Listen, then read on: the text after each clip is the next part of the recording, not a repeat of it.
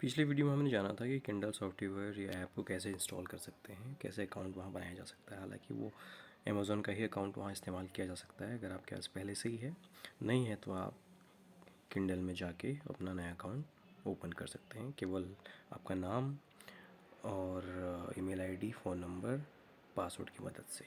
ठीक है, बहुत ज़्यादा इन्फॉर्मेशन वहाँ नहीं चाहिए होती अकाउंट खोलने के लिए।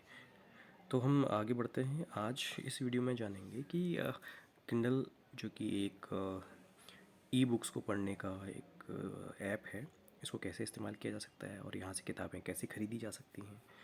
किताबें मतलब ई बुक्स। किंडल से आप केवल ई बुक ही खरीद सकते हैं, क्योंकि यहाँ ई बुक ही पढ़ सकते हो तो ई बुक ही खरीदोगे। ठीक है, अगर आपको हार्ड पेपर या हार्ड कॉपी में बुक्स ख़रीदनी है तो आप डायरेक्टली अमेज़ोन के ऐप या उसकी वेबसाइट में जाके ख़रीद सकते हैं। ठीक है, जैसे ये ऐप है, आपको नज़र आ रहा होगा यहाँ पर। तो इस ऐप के माध्यम से या गूगल में सर्च मारेंगे अमेज़ोन, तो वहाँ की वेबसाइट से भी ख़रीद सकते हैं। हालांकि वहाँ भी लॉगिन करना पड़ेगा आपको। ठीक है, अमेज़ोन जो अकाउंट है उसमें लॉगिन होने के बाद ही आप आ, सामान भी परचेज़ कर सकते हैं या जो हार्ड कॉपी है बुक्स की वो ख़रीद सकते हैं। लेकिन अगर आपने ई बुक ख़रीदनी है तो आपको रिकमेंड करता हूँ कि आप किंडल में जाके ख़रीदें। तो जैसे मैं किंडल के अंदर जाऊँगा तो वो इस प्रकार से दिखाएगा शुरुआत में। ठीक है, और अब आप देखेंगे, अब मुझे इसमें लॉगिन होना है, क्योंकि बिना लॉगिन हुए मैं ना किताबें खरीद सकता हूँ ना पढ़ सकता हूँ। तो मोर वाला ऑप्शन यहाँ दिखाई दे रहा है आपको लास्ट में। तो मोर में जाऊँगा, तो जैसे मोर में जाऊँगा तो ये ऑप्शन दिखा रहा है साइन इन विद अमेज़ॉन। तो अमेज़ॉन आईडी जो भी बनाई गई है उसका इस्तेमाल करूँगा। अब आप देख रहे होंगे कि यहाँ पर स्क्रीन आपको ही नहीं दिखाएगा सिक्योरिटी रीजन की वजह से। ठीक है, जिसमें ये लॉगिन डिटेल्स मांग रहा है ना साइन इन होने के लिए, तो ये स्क्रीन में नहीं दिखाएगा, ब्लैक कर देगा ये सिक्योरिटी रीजन की वजह से। तो मैं इसके लिए एक उपाय करता हूँ, अपने जो टैब है टैब में दिखाता हूँ आपको उस कैमरे से। तो आप स्क्रीन में देख पा रहे होंगे बहुत सारे ऑप्शंस हैं, उसमें किंडल भी एक ऑप्शन है। ठीक है, किंडल में मैं जैसे क्लिक करूँगा लॉगिन या साइन इन होने के लिए, आप देखिए क्या वो आगे प्रोसेस करता है। जैसे मैंने लॉगिन होने के लिए आगे बढ़ा तो इस तरीके से, अब बड़ी स्क्रीन है, टैब में तो बड़ी स्क्रीन होगी है ना, मोबाइल फ़ोन में थोड़ा सा अलग तरीके से दिखाएगा, लेकिन ऑप्शंस वही खुलेंगे जो यहाँ टैब में खुले हुए हैं। अब मोर में मुझे जाना है क्योंकि साइन इन होना है। तो इस प्रकार हम जैसे ही मोर में क्लिक करता हूँ तो आप देखेंगे साइन इन विद अमेज़ॉन आ गया। तो इसमें मैं क्लिक करूँगा जैसे ही, तो इस प्रकार से वो स्क्रीन खुलेगी आपकी, देखिए है ना। तो वो ईमेल आईडी या फिर फ़ोन नंबर डालेंगे जो कि आपने अकाउंट बनाते टाइम डाला हुआ है, और पासवर्ड डालेंगे। ईमेल आईडी अगर डाल रहे हैं तो बहुत सावधानी से डालिए, क्योंकि ईमेल आईडी डालते टाइम बहुत गलतियाँ हम क्या करते हैं कि ईमेल आईडी की शुरुआत का जो लेटर होता है ना वो कैपिटल लिख देते हैं, जबकि ईमेल में सारी जो लेटर्स होते हैं वो स्मॉल ही होते हैं, चाहे वो फर्स्ट ही लेटर क्यों ना हो। और लास्ट में ना ईमेल आईडी कई बार स्पेस भी कॉपी होके आ जाता है, तो अगर स्पेस है लास्ट में ईमेल आईडी की, उसको हटाना होता है।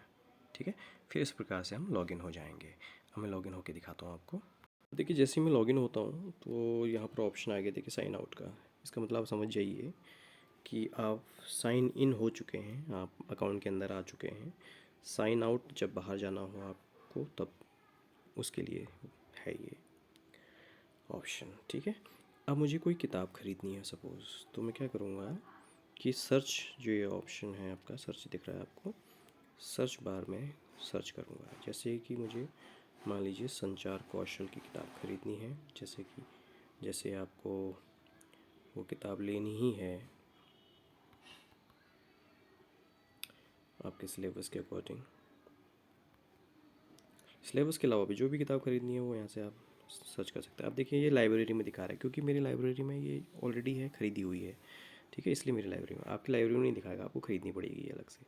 तो मैं आपको अच्छे से समझाने के लिए कोई और बुक जो मेरे लाइब्रेरी में नहीं होगी उसका इस्तेमाल करता हूँ। मैं जनरल नॉलेज की कोई किताब सर्च करता हूँ। तो आप देख पा रहे होंगे कि इनमें से कोई मैं एक किताब लेना चाह रहा हूँ। चलिए मैं तीसरे नंबर की किताब लेना चाह रहा हूँ। ठीक है, अब आप देखिए कि आप देखिए कि किताब कितने की है, 47 रुपये की किताब दिखा रहा है। किंडल प्राइस, आपने किंडल प्राइस देखना है, ठीक है। इसको ख़रीदने के लिए मैं बाई नाउ में क्लिक करूँगा। तो बाई नाउ में जैसे क्लिक करेंगे आप,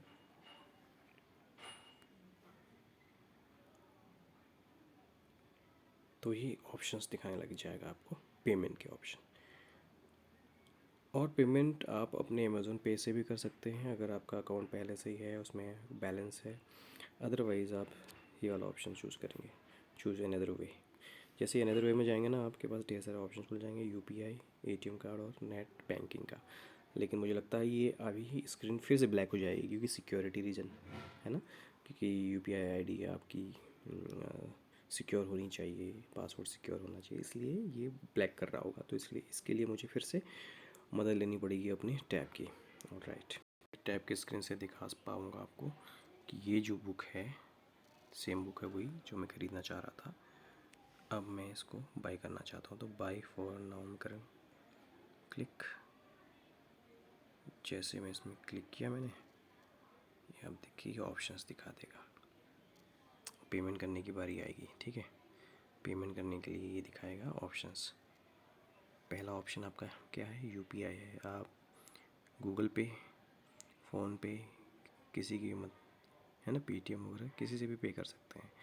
और दूसरा ऑप्शन है एटीएम कार्ड की मदद से, है ना। फिर नेट बैंकिंग की मदद से, किसी भी एक माध्यम से आप पे कर सकते हैं, ठीक है। पे करने के बाद अच्छा यूपीआई ऑप्शन में जाते हैं तो अगर हम देखिए वो इस प्रकार वो क्या क्या मांग रहा है, देखिए आपकी यूपीआई आईडी वगैरह मांगेगा।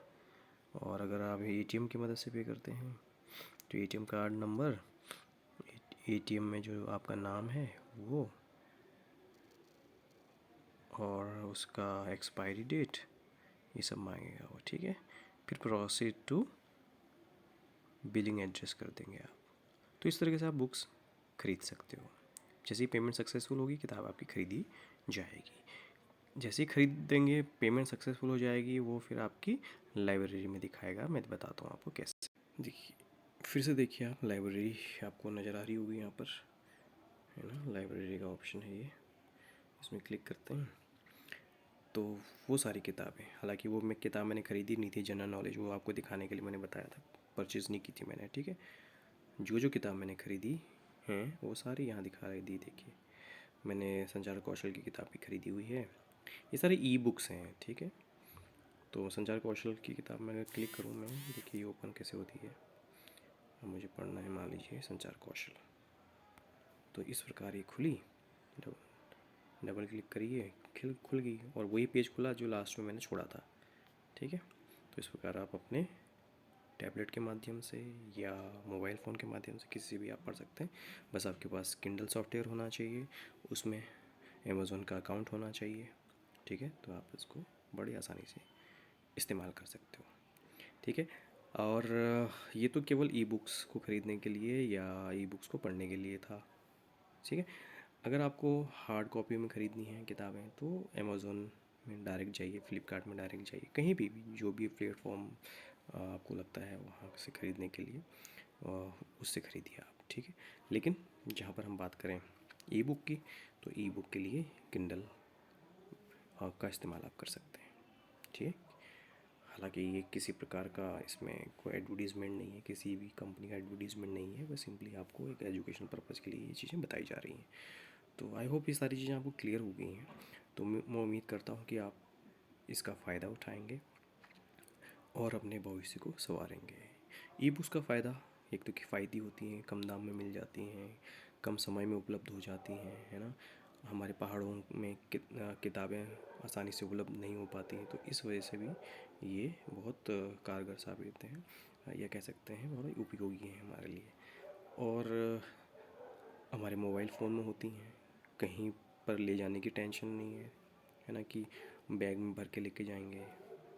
किताबें मोबाइल फ़ोन में हैं, कभी कहीं भी आप जाएं मोबाइल फ़ोन लेके जाएं, पढ़ें, है ना। तो बहुत उपयोगी है। तो मैं उम्मीद करता हूँ कि आपको इसका फ़ायदा ज़रूर मिलेगा और आप इसका फ़ायदा लेंगे। इन्हीं शब्दों के साथ मैं इस वीडियो को ख़त्म करता हूँ और आपको आने वाले समय के लिए शुभकामनाएं देता हूँ। धन्यवाद।